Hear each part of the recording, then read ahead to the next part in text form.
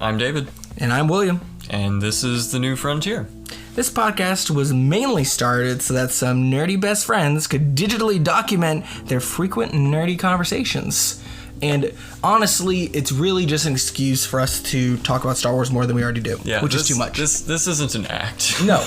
This is legit. This is just what we sound like. Yeah, and today we're talking about probably the best Star Wars movie ever in history. Mm-hmm.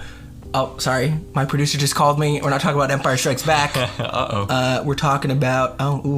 What are we talking about today, David? I think we're talking about the end of the Skywalker Saga. You're right. The rise of Skywalker, because what better way to end something than by having it rise? Yes, of course. Of course. You know, every good ending has a resurrection. Yes, every ending ends with a new beginning. Exactly. Of course. Exactly. So we're just going to say this out of the gate, because usually we start talking about spoilers and then say, oh, by the way, spoiler review. Let's just say right now, if you haven't seen the movie, you're going to hear a bunch of spoilers right now. Yeah. Spoilers. Episode 9 spoilers. I remember recording our first opinions on episode 7. Yes. I remember being like, where is this going to go? Where is this going to end? Mm-hmm. I don't think either of us could have said, this is what's going to happen. No.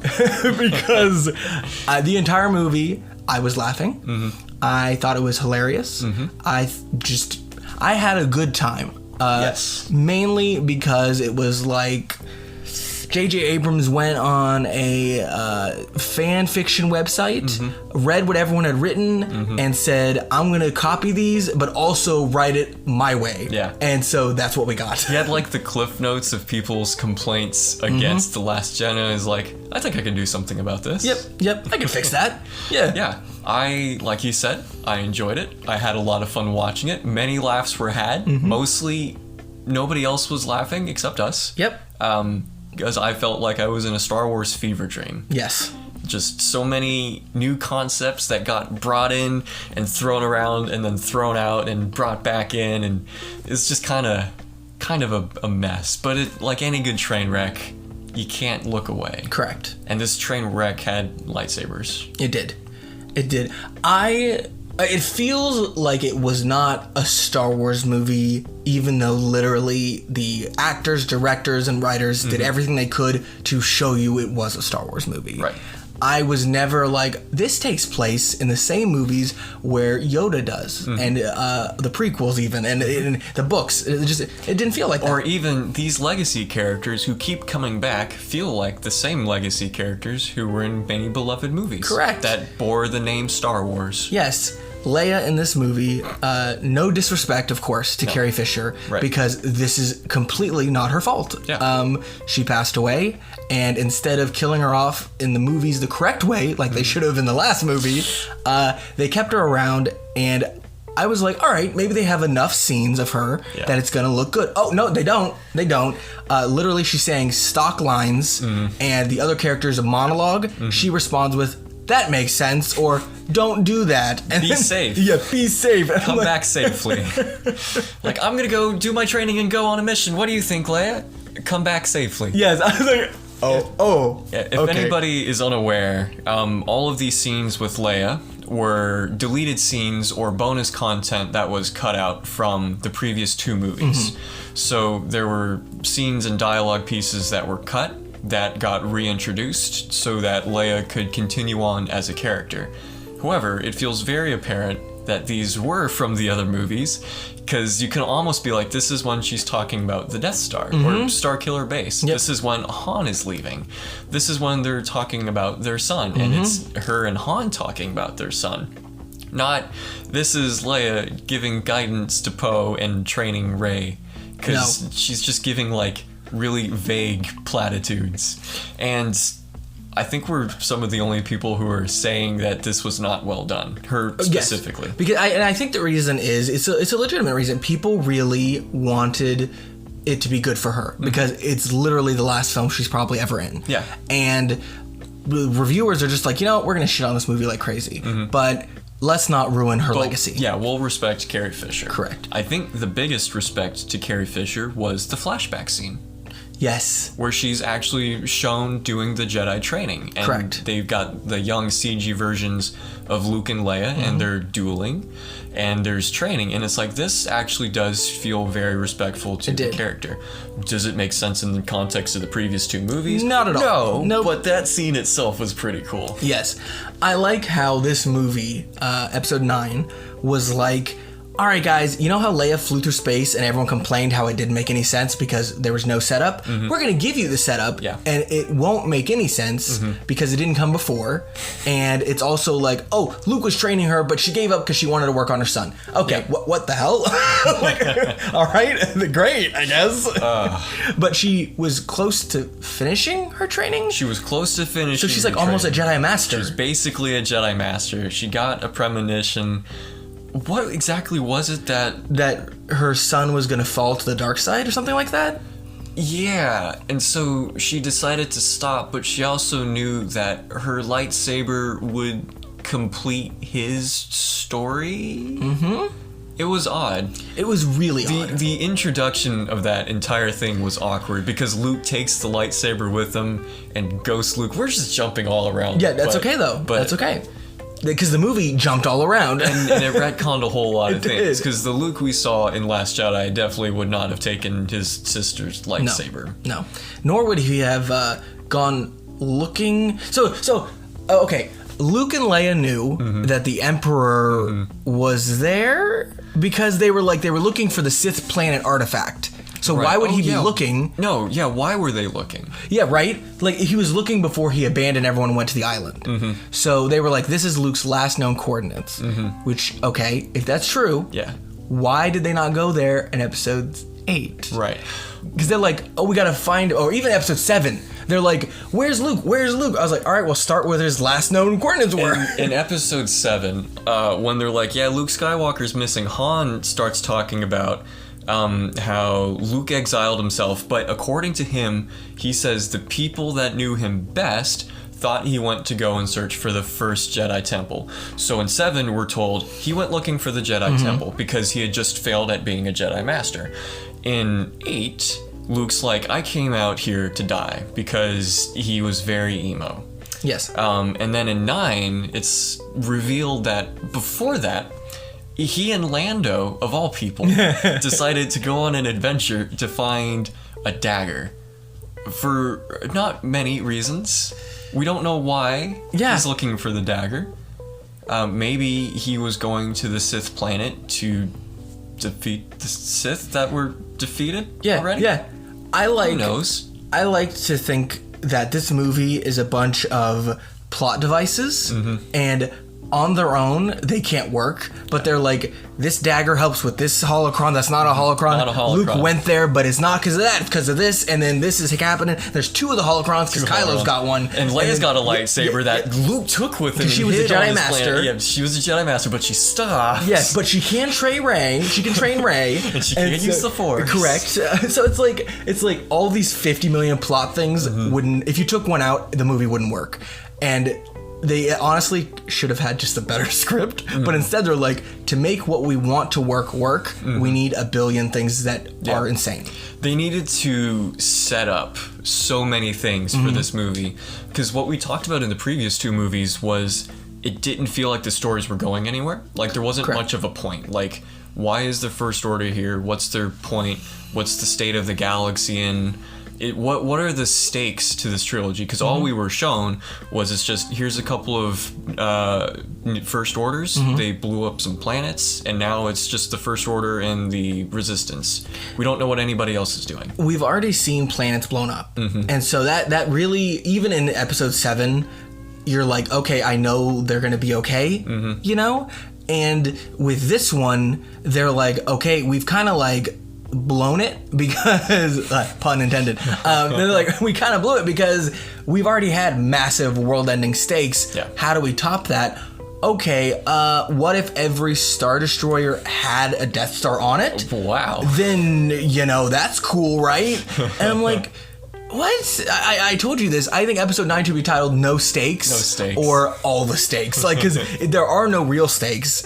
And the stakes that are given to us are like, I know it's going to work out. It's the last movie. They come out of nowhere. Yeah.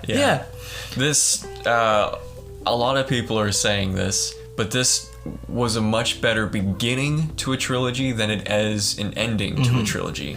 Yes, there were a lot of good movies in this poorly written movie. Yeah. So many incredible concepts with the Force, especially. Yes. Some of the concepts with the Force, because other ones will... Oh, correct, yes.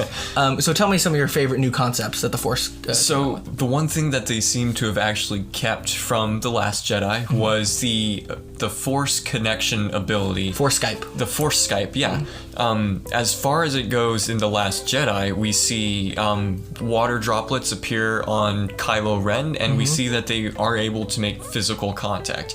This movie takes that and runs with it, and one of the first things that happens during the Force Skype call is Kylo Ren physically grabs a necklace off of Rey, and it appears in his hand on his starship on a completely different system. That's cool. Yes.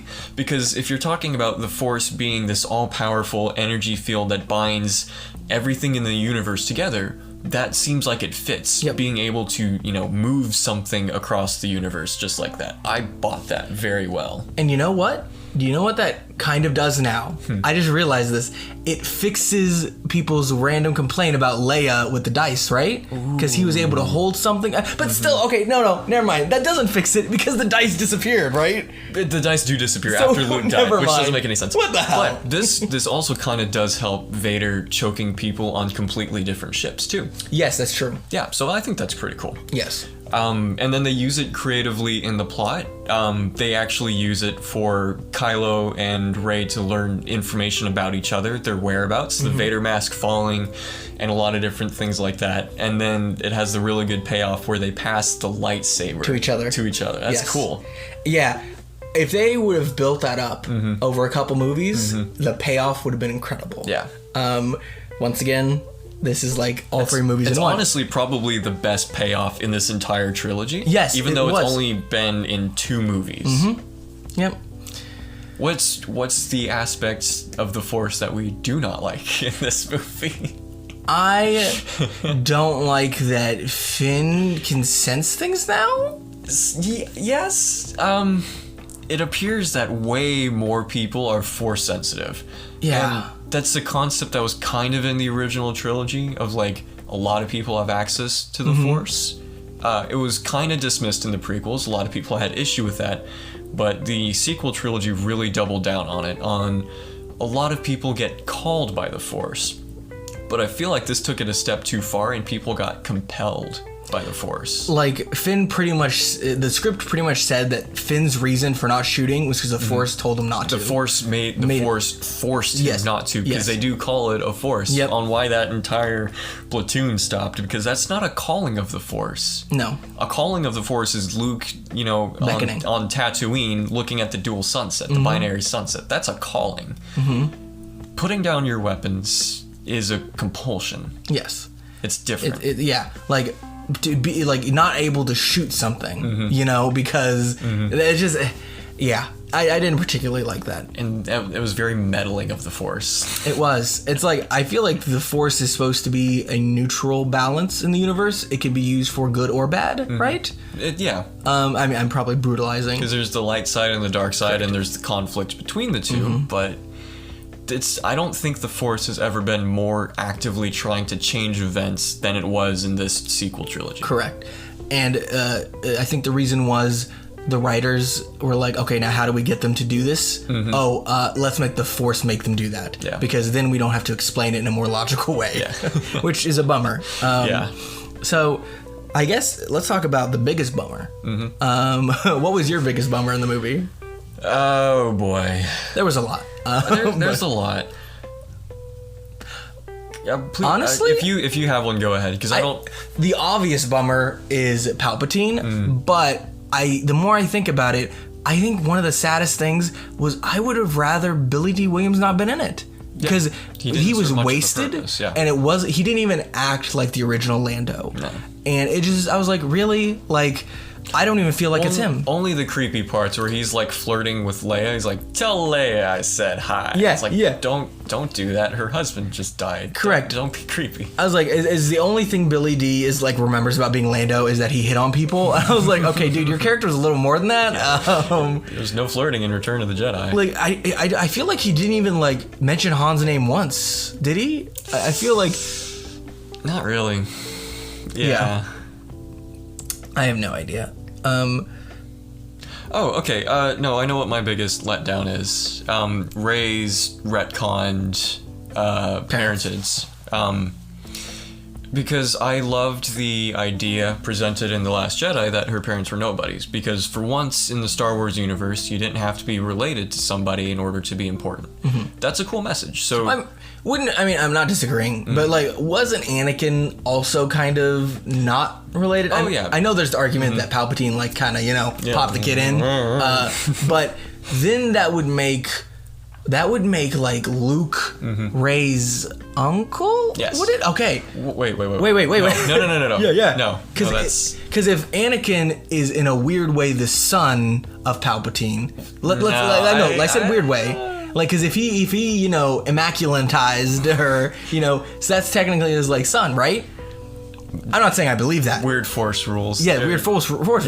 Which I was like, this movie gave us so many weird force rules now. I'm like, it can do anything now? Mm-hmm. So there's one of the few things I do like that I think I might be reading too much into.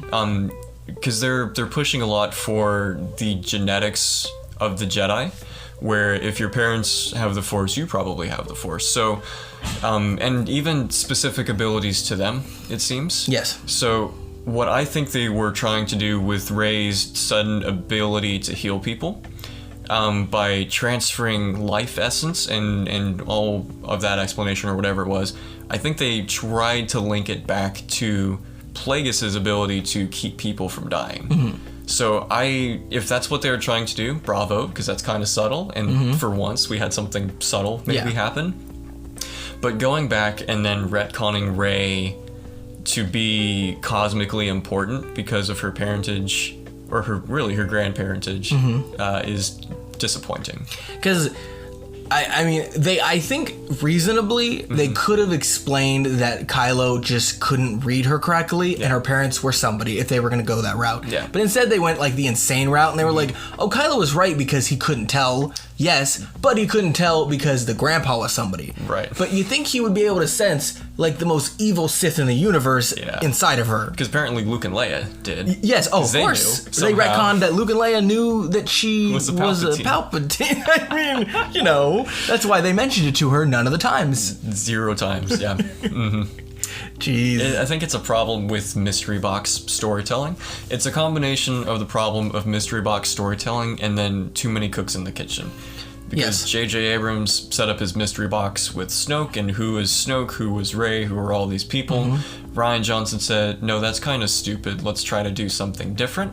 Not well, but different. And then J.J. Abrams comes back and tries to create and reestablish a new and old mystery box and then unpack it. He has to create it and then unpack it all at once. Do you think that Palpatine was a part of JJ's original plan? It is a very JJ plan. Like, it just sounds like something he would come up with. I don't know if it was original. I don't think so. But I could totally see him being like, that's what I wanted to do, but they said no, and I went with Snoke. Yeah, because I think if I saw an interview correctly, he suggested bringing back Palpatine for Rise of Skywalker. Okay. So I do not believe it was in his original notes. Okay. Because he probably did have a treatment for the entire trilogy, not just Episode 8. And Snoke was probably going to have some relation. Yeah. But it just didn't end up working out.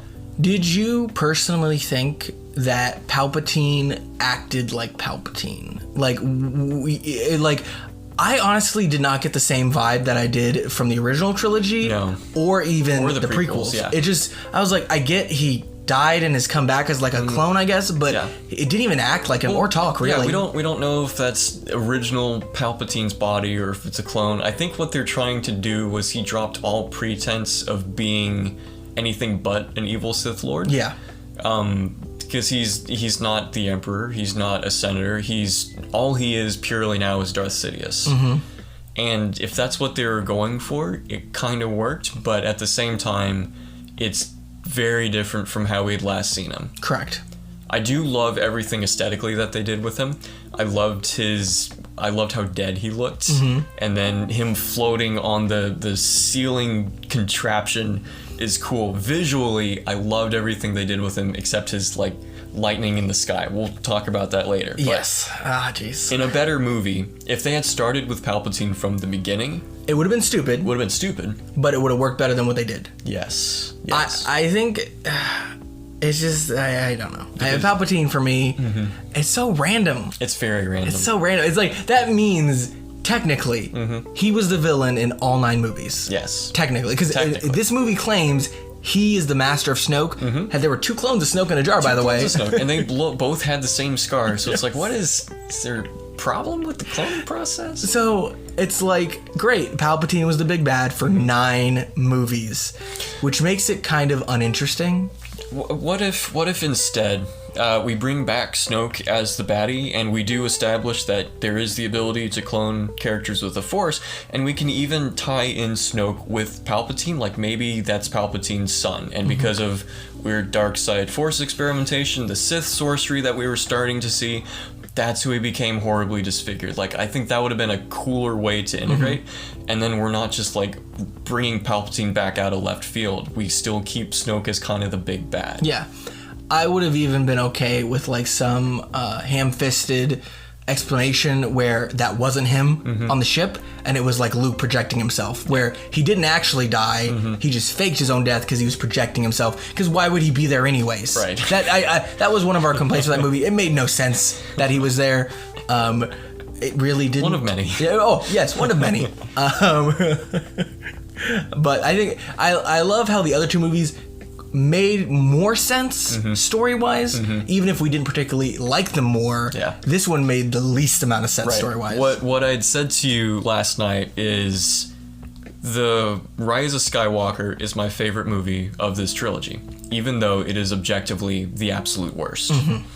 Both Force Awakens and Last Jedi are much better constructed. They're better paced. Better shot. They seem to know more of what they're doing, but Rise of Skywalker is just so off the rails and so bizarre that I enjoyed watching it.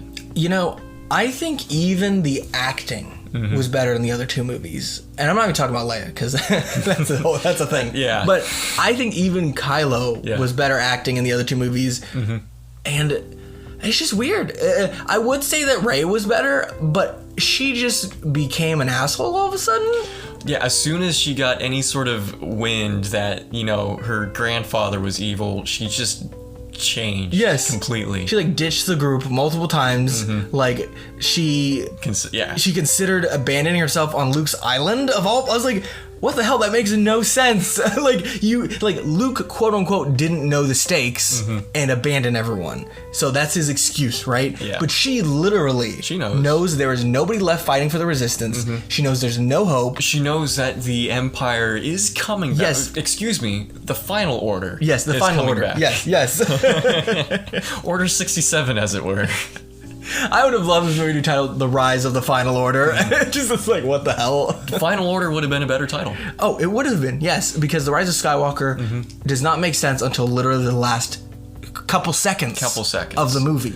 Or, you know, you could say that it was Kylo rising in his redemption or whatever. Even though he's a Solo, technically. Well, that's if Star Wars adopts the Western American tradition of taking the male's last name.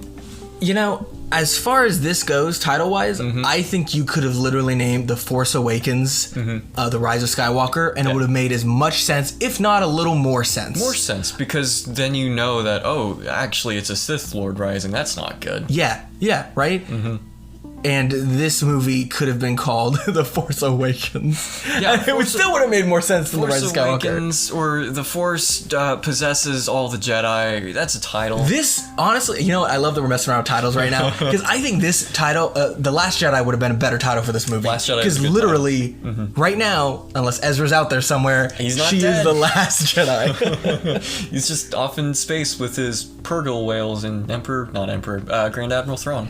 What do you think of the voice cameos? I loved it. I That think actually felt like, that felt like Star Wars. it felt like Star Wars, because we actually tied it to potentially every single movie. Yep, and even the TV shows.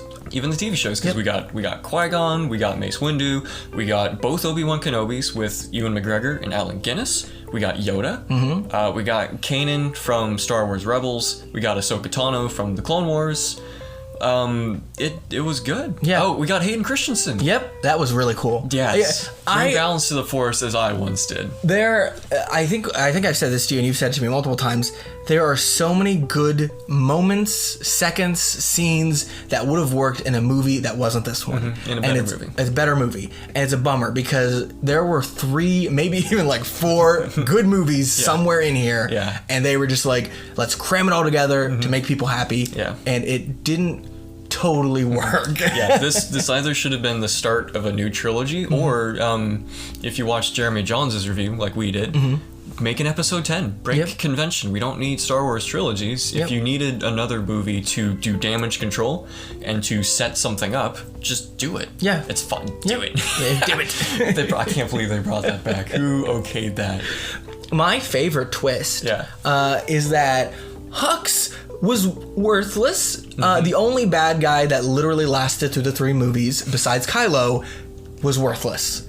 They killed the weird random old general from the first movie. Yep. I mean, the second movie, Excuse me. The cool general. Yeah, every Empire soldier that has been the main character for the movies has died. It's true. Who was the bad guy in Rogue One? What was Krennic. his name? Huh? Krennic, yes. Krennic died. You know, they all died except for Hux. And then his big twist, which made no sense because there was no setup. It didn't, And it was pretty much because he was jealous of Kylo. That's what it was. Because I explained to you a little bit about how Rebels did this twist where they built up an Imperial officer who eventually defects because he ideologically disagrees with the Empire.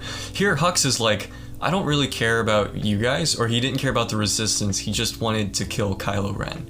That's boring. It is. It's petty. And it's petty and wasteful. And even like the way they went about it, you could tell they were just like, this character's useless. People will complain if he's there the whole time and not doing anything. So let's just make him do something real quick and kill him. Because the scene where he was caught was not dramatic. It was nothing. He literally walked in and they shot him in the leg so it looked like he was wounded. But that was completely pointless because they knew he was a spy anyways and just shot him regardless. So it's like here's a concept that's potentially interesting, poorly executed, and thrown right out the window. Yep.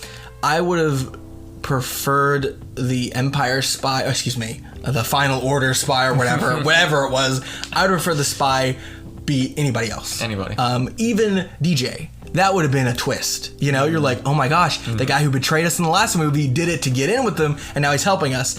Once again, not an insanely good idea, but better than Rando Hux being the spy. I'm like, literally, he was yelling at them before he blew up 5 planets in the first movie, and now he's like, oh yeah, those millions and billions of people I killed, I'm on your side now. Like, because he doesn't like Kylo? It's so weird. It's very petty. I think I described this movie to you as if you had a bunch of action figures and you're 5 years old and you're playing with them, this is the plot you would make. That doesn't mean it's good. It's just a 5-year-old being like, oh, Palpatine's back, he's got lightning. Oh, there's 1,000 Star Destroyers. I'm like, they've all got Death Star cannons. Yeah, they all got Death Star cannons. Death Star cannons. And even though people didn't show up in the last one and it was super depressing, now everyone shows up at the end of this one because Lando asked them. Right. So Princess Leia, General Organa, highly respected figure, assumedly, does not garner any response. But Lando, the very skeevy, very creepy and uncomfortable guy, is able to rally seemingly half the galaxy. Yes. I noticed so far we're not really talking about Like there's some very obvious. There's a lot of things we haven't talked about. But and I think it's because I feel like we're talking about things not everyone else is talking about. Just because there's so much insane. I think you could watch probably 10 videos, listen to 50 podcasts, and you still would not have someone talking about every little crazy thing. Yeah. Because it's insane. We will have to eventually talk about the things we like, because there are a few things. Yes. Let's keep talking about bad stuff, because I like that. But we will talk about the good stuff. What'd you think of the pillar of lightning that literally shut down hundreds of ships in the sky? Well, if you have all of the powers of all of the Sith Lords living inside of you. Because literally, if you're listening to this and you're like, well, maybe you're assuming things, well, there's no other thing to do. They explain it so poorly by literally not explaining it at all. Yeah. You have to assume that's what they meant. Yeah. So that was kind of dumb. And then for Rey to be able to then block that lightning is very frustrating. But I guess all the Sith versus all the Jedi, whatever. I'm upset because now I'm starting to think that they tried to really poorly adopt the concept that was brought up in the Darth Bane books, where one Sith Lord is able to transfer his consciousness into somebody else. That's not like cohabitation, or they're just like with you in spirit and just adding to your power.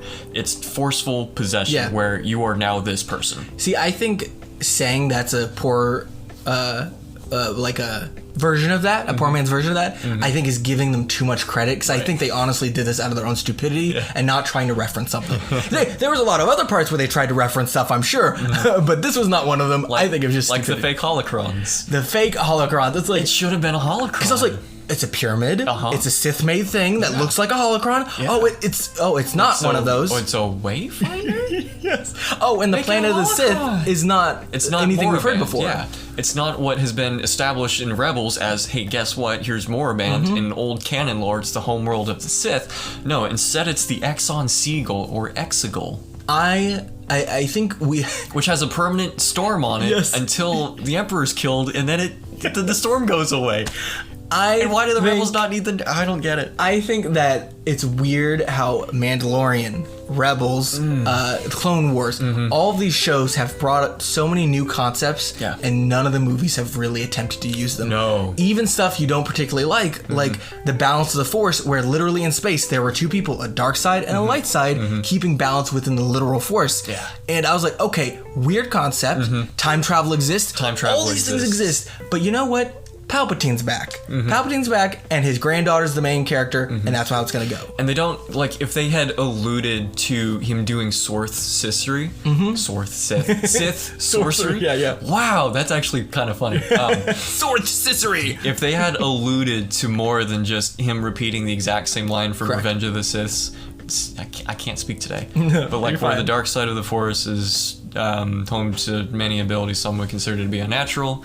Like, yeah, thanks for calling back to the prequels, but why did you copy and paste the exact same line? Like, what they did in way of explanations was most of the time them hoping you'll be nostalgically okay with it, because you're like, oh, that's from Revenge of the Sith. I enjoyed that prequel movie. Yes. Now I enjoy this scene. And I'm like, that's not how it works. No. It's like you have to have a reason for the callback, and not just to get people to like it. Also, this did kind of squash a little bit of the thing that Rebels did of doing the time travel to bring Ahsoka back, because she did sort of die, and then they did the time travel and pulled her back.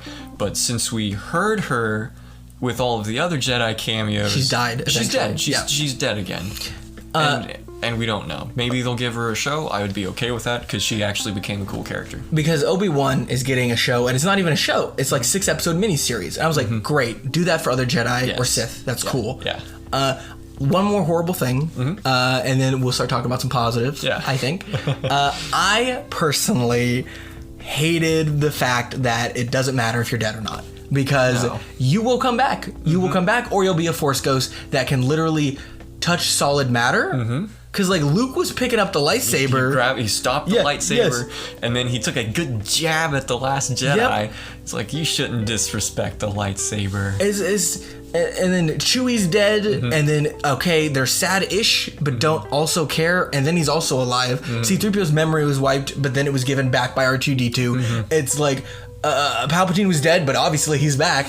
Rey died at the end, but Rey came back. Ben Solo got thrown off a cliff and came back. He also was dying when he got stabbed by Rey and then didn't die. I have a question. Yeah. How did she not... How did she die from that move? There was nothing about that move, to me, and maybe I missed something, that seemed to be a killer for her. Because she literally died instantly. And she shouldn't have... Which move? What? At the end, when she fought off Palpatine, she dropped dead.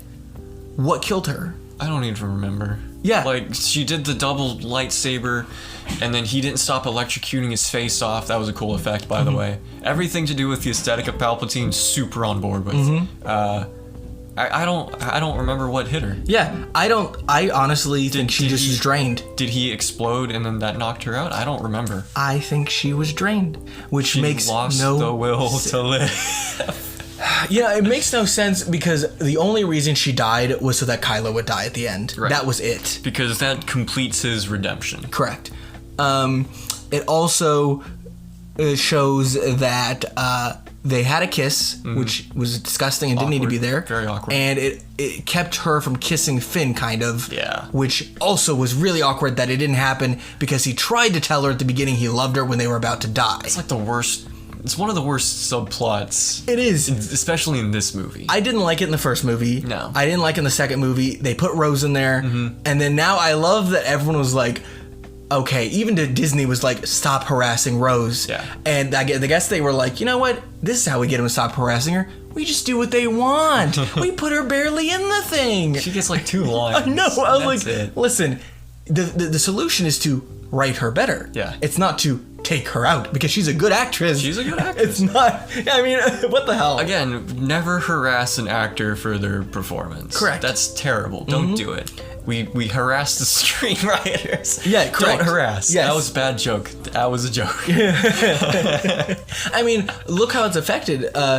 Just like Hayden Christensen, Ahmed Best, the kid, Jake Lloyd, it messed him up horribly. And it's like, it's pointless. Just don't harass the actors. Yeah. It's Ryan Johnson's fault, you know? Leave mean tweets on his. Because honestly, it doesn't affect him and he fights back. Yeah.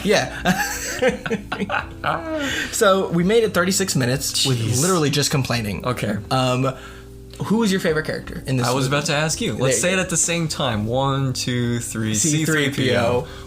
What? No, never in a million years. Yeah. Never in a million years. I think this should have been the rise of C3PO. That's what it should have been. None of his lines felt annoying. No. None of his acting felt annoying. And I don't know how. It was so good because I don't think I've ever liked him in any movie. I've never gone out of my way to hate him, but I was never like, I really like that character. I'm happy he's still around. He's just like annoying. He is. Yeah. He is. He's the nanny, you know, that tells you what not to do. But here, he's very enjoyable. And he was written really well. Serpent. Oh, he's saying serpent. I thought he kept saying servant. He's like, don't kill me, I'm the servant. And I thought that was hilarious. No, serpent. I think everyone but the humans was probably written the best. Yeah. The droids were all good. C3PO was good. Dio was good. For once, 3PO being a protocol droid and a translator was like relevant to the plot. Other than him getting sold to the farmers, what was it? Was it dew farmers or something? Oh gosh. I know it is. They're moisture farmers. The moisture farmers, yeah. Dew, moisture, same thing. Well, whatever. But yeah, it was like C-3PO played a role in the movie because R2-D2 has really been the one who's done that. Yeah. So it was really nice that he had his own role. It was weird that R2 wasn't with them for the whole thing. Yeah, they took BB-8 instead of. What did R2 do? He just kind of. He hung out. Stayed there. Yeah. He was with Leia. Yeah. And he saw Leia die. Okay. And he did the sad wiggles. Yeah. Geez, I'm happy that we got Dio. He was great. It was very random that he was voiced by Jon Favreau. Yeah, Not Jon Favreau. J.J. Abrams. It was very weird, but I didn't notice in the film. I just loved him. Yeah. And I also liked Frick. Yeah, Bubba Frick. Bubba Frick was great. Oh man, and I think this movie might have had, with the bad writing and everything, the best balance of comedy and action. Like, at least with comedy. Some of the intentional comedy was good. Yes. 3PO. Yes, 3PO incredible. was very funny. Yes, Dio, funny. Dio was funny, but I'm not going to drop the line of colorful kites and delectable sweets. Okay, How good is that? It's really good. It's so good. I know I want to talk about good stuff, Yeah. but I just thought of a bad thing. Okay, go ahead. Why?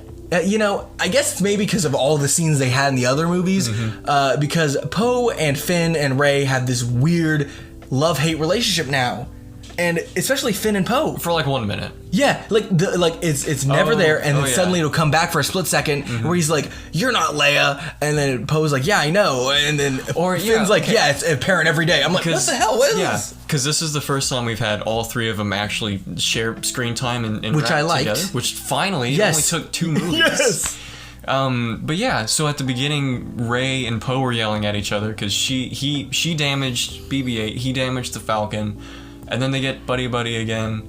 I kind of liked their back and forth about that. A little bit, I yeah. liked it a little, but it went too far where it was like they're actually upset with each other. Yeah. And I was like, what? Like, what's the point? Hey, that's not your ship, Rey. Yeah, right? It's Chewie's. It's Chewie's ship. Yeah. Poor Chewie. So, Chewie was, I think, more upset with Leia dying. Chewie's performance actually did get to me a lot. I think it's because they heard the criticism of the first movie, of episode 7, where he didn't react enough to Han dying. Although I still really liked his reaction. I liked to his Han reaction dying. because he yelled and then he just immediately shot his, basically his nephew. Yes. I liked cool. that he... But then we left Chewie and didn't get to see anymore. Correct. I think that it's okay that he was more reactive about Leia, because at this point, literally, even though Lando's there, he's lost everybody. Everyone, yeah. Like, sure, Lando's there, but he barely sees the dude. yeah. So it's like, my family's gone. Yeah, I was in no way upset that he reacted more for Leia. I'm just saying, his reaction was phenomenal. It was. So it's okay, let's see. The creatures who barely speak English or don't speak English had the best roles, it seems. Yes. Or 6 million forms of communication. Yes. Or speak English very well. Yeah. Excuse me, not English basic, right? Basic. It's basic, yeah. Yes. So, what is something you enjoyed about the movie? Besides 3PO, I think the action was overall a lot more... The lightsaber action and the dueling was better. I didn't like any of the duels in Force Awakens. I didn't really I liked the throne room scene, but then so many people found so many errors that it kind of ruined it. I can shut off that and just say, ooh, fun scene. But if I think about it in context, I'm like, it sucks. Yeah. So yeah. Actually seeing, the Jedi flips, all the major acrobatics and jumping, the lightsaber play was faster. Nowhere near prequel levels of awesome, but it was better. Yeah. Much better. I liked him using the guard on his blade, finally, because people made fun of that in the first movie. They're like, it's so stupid that he has that. Yeah. And I guess he thought it was stupid too because he chucked his lightsaber off a cliff for a reason. There was a lot of symbolism. Oh yeah, we didn't talk about Han being a memory. Correct. Yeah. Han's a memory. Han's a memory. We'll just move on. I don't even care enough to talk about it. No. I just love the fact that Harrison Ford probably got a massive check and was laughing so hard. Yeah. I just think he enjoyed it because he's like, one day of filming, he got a lot of money. Yes. Oh, man. Let's see. I'm upset. Here's another just small complaint. If you're going to make such a big deal about Ben Solo coming back, Kylo Ren getting defeated, Ben Solo rises from the ashes, and he does his fade with the Force because he becomes one with it. Why not have him come back as a Force ghost at the end with Luke and Leia? Correct. Why not do that? Yep. That would have been the Return of the Jedi thing, where you have Anakin come back. Why was he wearing black when he came back too? Because he changed out of his robes. And I was like, all right, symbolism. It's like, if he's coming back, you think he would have been at least gray or something. More Jedi robes or something. If you're going that far deep, which this movie's not. But I'm like, if you're going to, you know what I feel like the end scene with all the Star Destroyers and all the Resistance ships. I think that was the literally Resistance ships, or just the randos that came ships with Lando. I think the Rando ships are the Rando ships. I think the Rando Lando ships were just literally a GPU test for a computer. They're like, how many ships can we fit on the screen? And like, ooh, that'd fit in the movie. Put that in. Control C, Control V, Control C, Control V. Yes. I'm like, why? Like, it didn't. All it did once again was like, this is suspenseful, even though it wasn't. Yeah. And another scene that could have been insanely suspenseful but wasn't was the snake scene. Ooh, yes. I actually really like the snake scene. No, it wasn't a bad scene. Oh yeah, it wasn't bad, but it could have been much legit better. If they hadn't If the damn characters talked shut so up. much. Yes, that's probably another complaint. Do you Yeah. think they talk too little in this movie? No. I guess if you're just really upset when there's like 1 second of silence, this is the movie for you. Correct. Because even in very suspenseful scenes where there is a massive snake-like predator, we still have time for quipping, I'm gonna shoot him, don't blast him, I'm gonna blast him, don't blast him. Yeah, let her see what she can do. All right, we'll wait around. Yeah, we're waiting right now. Yeah, we're waiting right now. I'm like, okay, dudes, like, come on. Because there's been a thing in Star Wars, it's more prevalent in like Rebels and the Clone Wars, but connection with animals is a very Jedi thing to do. Okay. It happens a little bit in the prequels because Obi-Wan rides that thing while chasing General Grievous, I don't know, whatever. But like, that's a cool thing to show the Jedi doing something with the world around them, but we're just getting constantly distracted and we're not able to just absorb anything. The first 30, honestly, the first act was, if you like got a very bouncy ball and went to a room and just bounced the ball and closed the door and let the ball bounce all around the room for like an hour straight, that's what the first part of the movie you was. take the ball into the trash compactor in New Hope and Yep. you let the walls get keep and it's nice and close. bounce. Yep. That's what the entire first act was. It was literally not even just the first act. The crawl. The crawl was first like words in the crawl. the dead speak.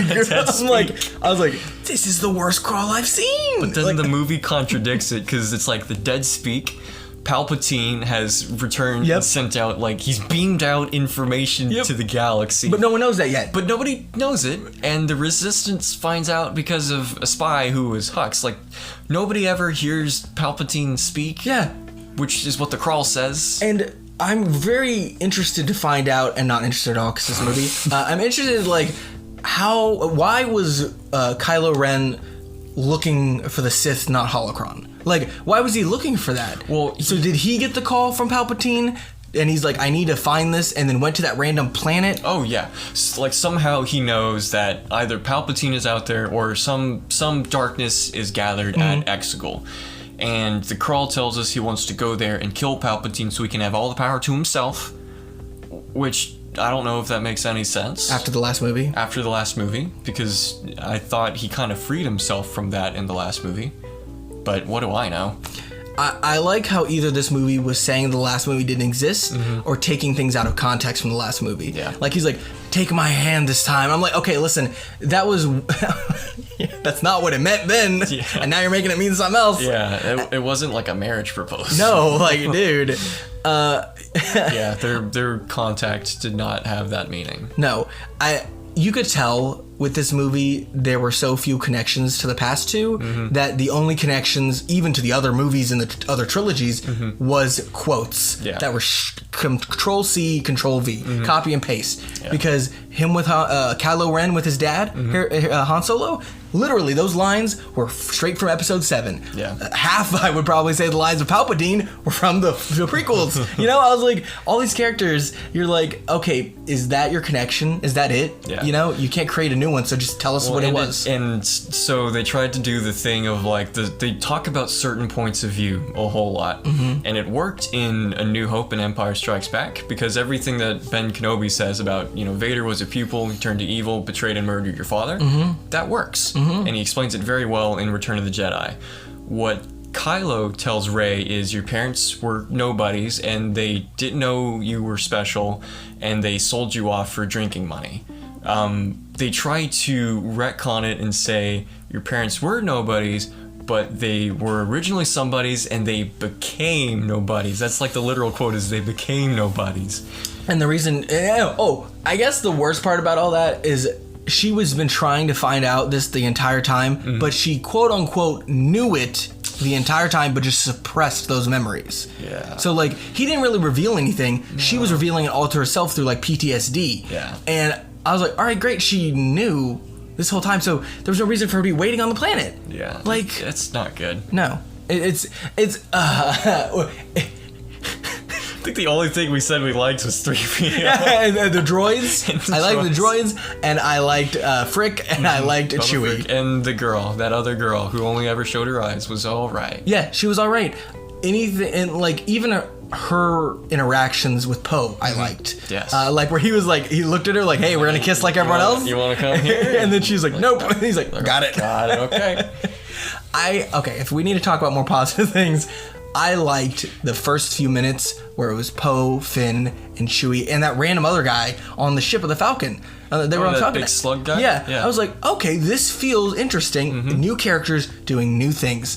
This is you're gonna ruin it. Okay, great. But for a little bit, I was like, why weren't all the other movies like this? The buddy comedy, or not even buddy comedy, buddy movie with the new characters instead of being like, oh, the old characters matter, but they don't because we're just gonna crap on your childhood. You know, it's like that. Another thing, if a whole arc is dedicated to Rey accepting who she is and being okay with it, the fact that she didn't use her real name at the end, I think invalidates what they were going for. Correct. She's not a Skywalker. It doesn't mean anything to adopt that name. If you're gonna reveal the fact that Palpatine's still alive in the opening crawl and literally the trailers, I would have rather the movie been named The Rise of Palpatine. Yeah. Like, really, you know? And then if she says Skywalker at the end, it's kind of a jab at the Palpatine rising. So that would have even made more sense. Yeah. Once again, there are so many things you could change, and it wouldn't fix the fact that there was no roadmap for these three movies, which is what killed it in the first place. Yes. Which is a bummer. Yeah. This did not feel like closure. Especially, I think because she took the name Skywalker, it's like, well, now how can we say the Skywalker saga has ended if a very prominent character is still calling himself a Skywalker? Correct. Yeah. You can't. If you had a Palpatine, sure. Also, I think we should regale our 5 listeners with the idea of a 90s style sitcom. Yes. With Sheev and his family that now we know he had to have had. My title for the 90s sitcom is Sheev Knows Best. He's like, honey, I'm home, when he walks in the door. And then she's like, oh, Sheev. And he's like, Death Star plans are looking a lot better today. Rebels keep stealing my plans. The plans are like his newspaper, and then the rebels keep stealing it. His neighbor, we said, is the ghost of Count Dooku. Yes, knock on the door. Uncle Vader, Uncle Vader. Uncle Vader, and everybody's clapping. clap. He cuts fruit with the Force. They're like, oh, Uncle, that's such a lame trick. See, you know, it's sad that the funniest thing about this movie is making fun of it. Yeah. You know, we laughed so much. We laughed really hard. We were told that people kept looking at us because of how much we were laughing. Yes. I would look to either you or my sister next to me and just be like, what the hell just happened? Yeah. There were so many scenes like that. Like, jetpacks exist. They've existed since Luke was a young man. Why are they all surprised that stormtroopers have jetpacks? That makes no sense. And I'm just like, there's so many little things to pick apart, and there's so many big things. It's just all of not even a first draft. It's the roughest draft of all time that would probably be thrown out completely. It's probably similar to the rough draft of A New Hope, where Starkiller was the name of Skywalker, and he had 5 kids. You know, that is way more so confusing. Yeah, I'm trying to read through that thing was a mess. I had no idea what was going on. But at least we know. At least we know. Palpatine was the bad guy for all 9 movies. Oh, yep. I mean, you know, he was always pulling the strings. Always pulling the strings. I could tell. You know, the way Snoke had those slippers. Those slippers were given to him by Palpatine. Now, oh my gosh, that's actually true. He unless because from a certain point. From a certain point, because didn't they say he like wanted these really beautiful slippers? So did he track them down, or did Palpatine track them down for him?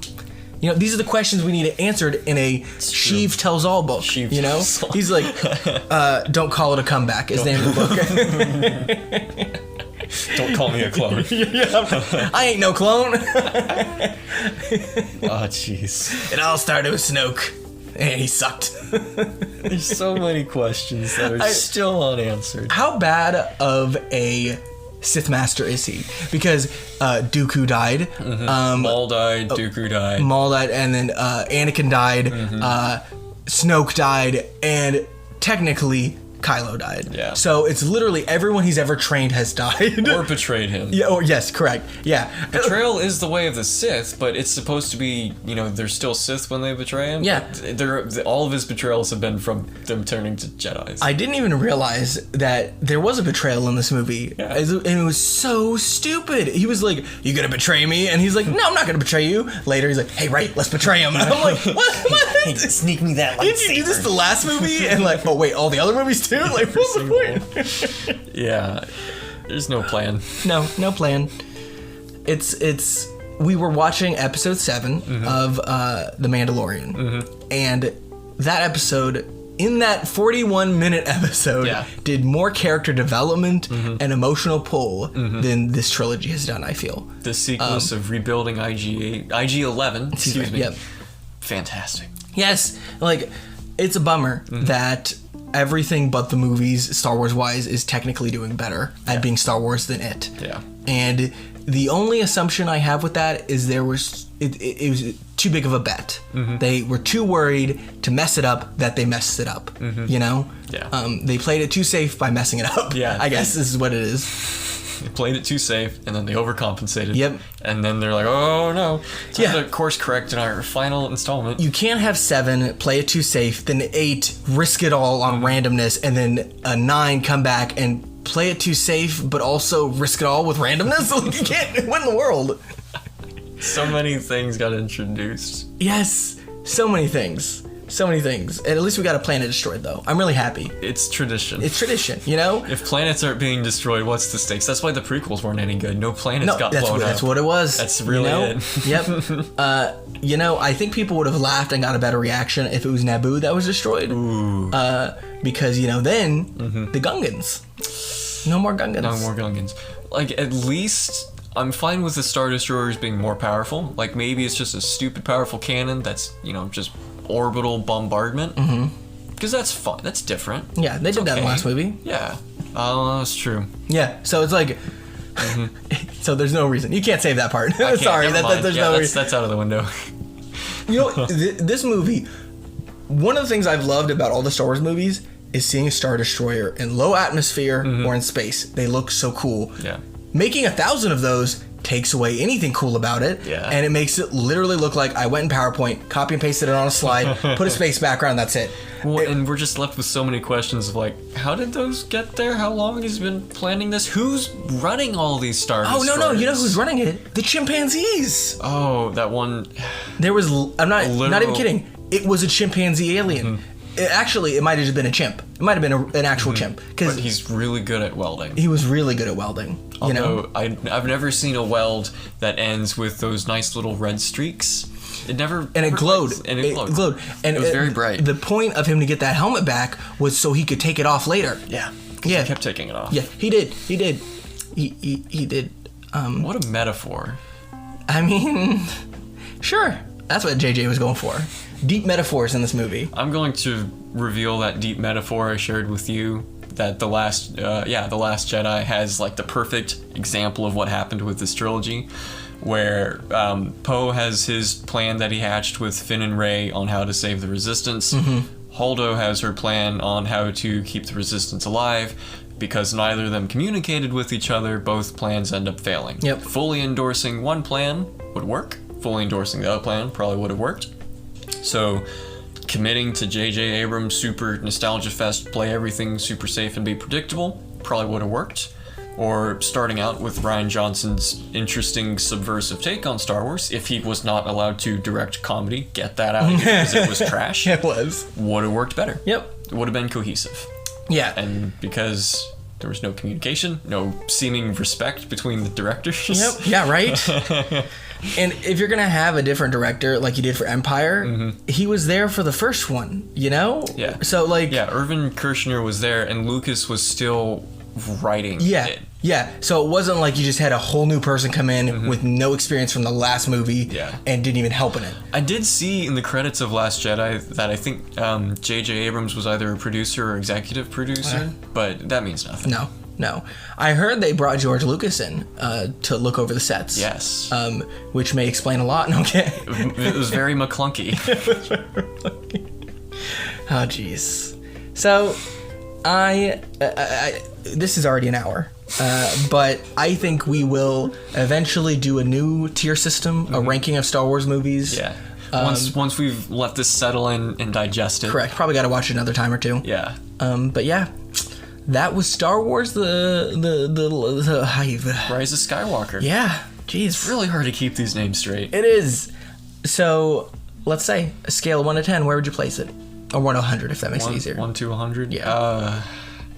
I really agree with that audience score of like a 53, 54. No, critic score. Audience score is 86. Oh, remember? never mind. I disagree with the audience score. Yes. I'm siding with the critics on this one. Yeah. That's a weird thing. That is so weird. It's 56 for me. It's not a fulfilling end to either the sequel trilogy or the Star Wars. And I never saga felt like I was well. watching Star Wars. No. And it did not feel like that once. Which is a bummer. Because if it did for like a split second, it was ruined by something else idiotic they did. So I was like, oh, okay, great, thank you. Really is. If it weren't for 3PO, we'd have not much in the positive to say about this. You're all right. Anthony Daniels should be very proud. That was a great way to go. I think it was a great way to go out. Well, I'm bummed that it takes us 8 years to produce these podcasts because, you know, it's just the computers, the quality, you know, it takes us so much work. And we recorded this months ago, but you're just getting it right now. Yeah, we got special screenings. Yes. JJ invited us to the Star Wars Lucasfilm campus. Yep. But we hope you guys like this podcast. We hope you listen to our older ones.